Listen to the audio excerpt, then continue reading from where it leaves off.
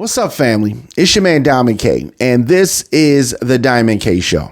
Today we're talking about Vice President Kamala Harris's new book, 107 Days. This memoir is her unfiltered look at what really went down during those chaotic months that Joe Biden dropped out of the race and she became the Democratic nominee in 2024. Now, this isn't just a campaign diary.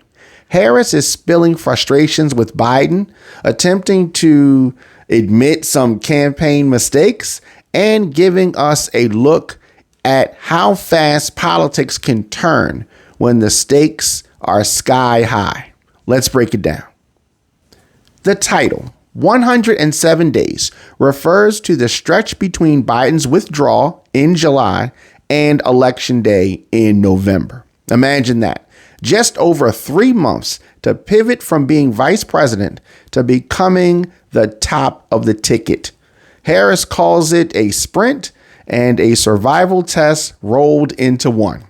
She gives us blow by blow of debates, campaign stops, strategy sessions, and also her private doubts, family moments, and yes, some big disagreements inside the Democratic Party. One of the most talked about parts of the book is her tension with Joe Biden and his team.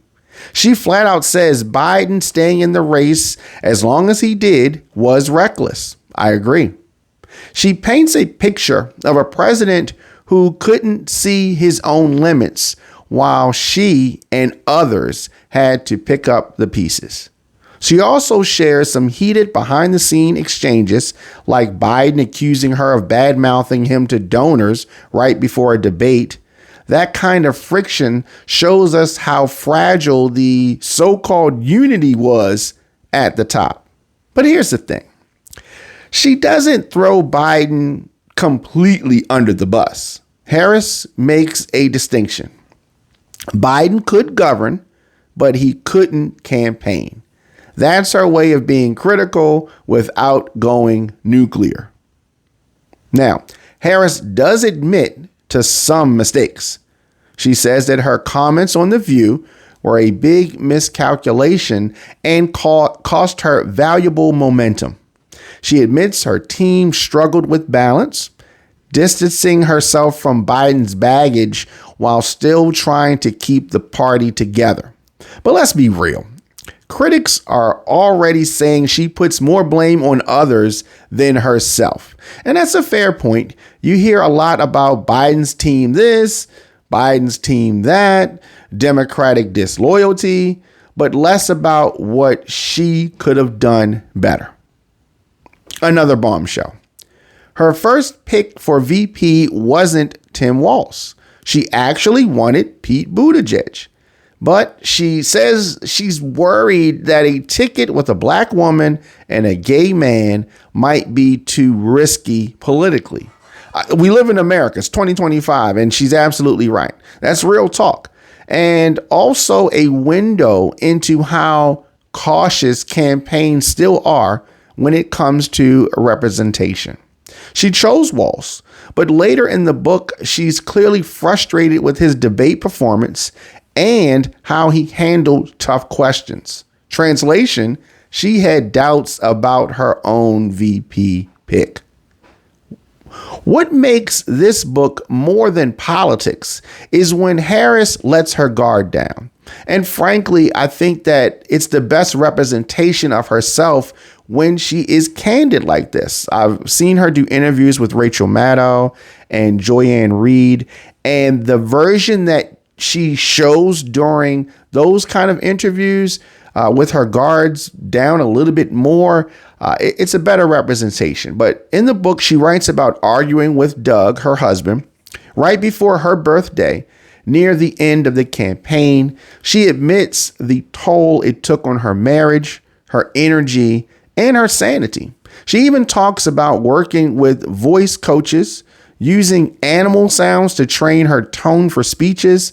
That might sound funny, but it shows the pressure that Kamala felt to get every little thing right. Harris also calls out fellow Democrats. She writes about trying to reach Gavin Newsom, governor of California, after Biden dropped out.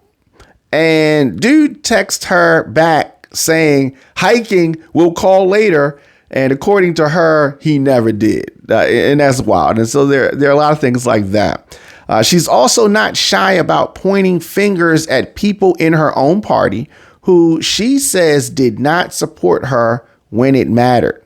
That can be risky because it gives us the drama for the book, but it also deepens rifts inside the Democratic family.